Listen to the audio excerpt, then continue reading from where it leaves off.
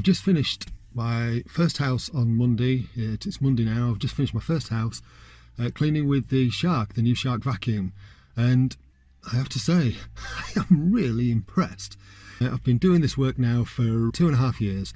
And in that period of time, I've used 2 hoovers, a Dyson, a Vax and a Bissell, and only the Bissell has come close to what I'm going to show you.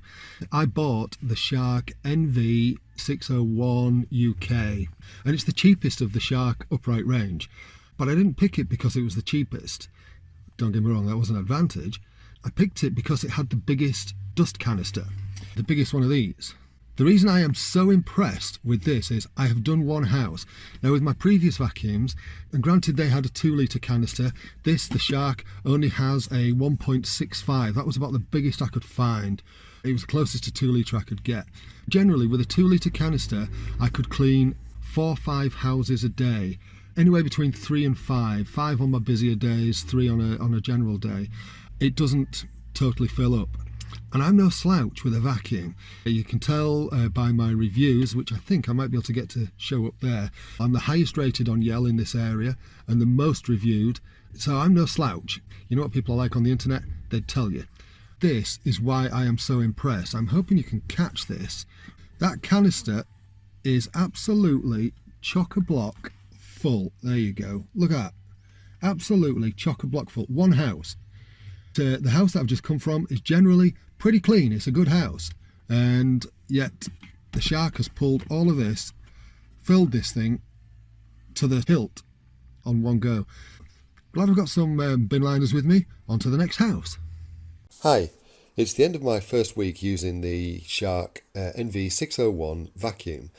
I thought it would be a good opportunity to look at exactly what I've done over this week and how that relates to what you would do in general use. So I've cleaned the equivalent of 16 2-bedroom houses, or 12 to 16 2 to 3-bedroom houses. But we're just going to look at it as 12 because 12 houses, if a house is done once a week thoroughly, then it means that it's 12 full weeks of vacuuming, which equals 3 months. That's 3 months of vacuuming. So the vacuum's had very intense use during this week. It's had 3 months, the equivalent of 3 months of use in 1 week. And it gives you, as a consumer, the opportunity to have a look and see what that's like. And it gives me the opportunity to let you know what it's like.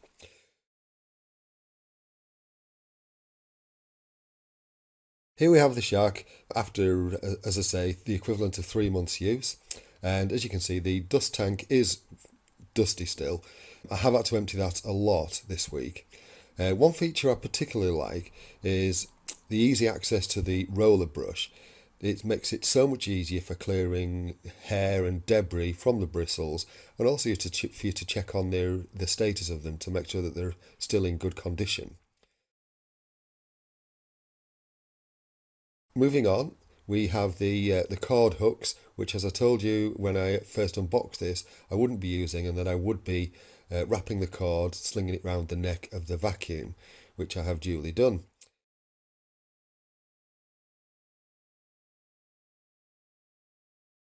There's the RCD, which I said I would be using too for safety's sake.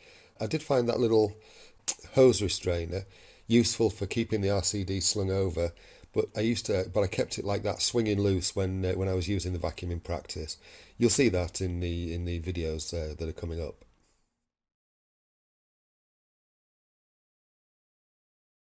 Let's just take the tank off and have a look at the filters. As you can see, that is pretty dusty in there, and I have had to tap that out 2 or 3 times this week. The Shark manual says you need to take it out and wash it every 3 months, and I think it would probably need more than that. However, the most wonderful thing about this vacuum is you can see how clogged up that filter is. There was no loss of suction on the vacuum at that stage. I thought that was fantastic.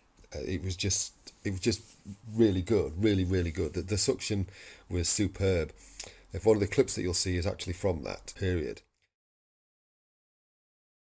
Here we have the felt filter, and as you can see, that's filthy too. So I've taken them out. I'm going to give them a good wash. I've also bought some more to replace them. Now, moving on to the brush. I knew this brush was going to be problematic. Very much a pros and cons situation. It's a bit of a Marmite brush. As you can see, the bristles are starting to splay, a bit like a toothbrush, a well-used toothbrush already. I can't see this lasting 5 years, or in my case, roughly 20 months. I can't see this being good for 5 years at all. However, it was a useful little tool, and it's nice and narrow, and it gets into nice little cracks and crevices that the other brush that I used to use didn't.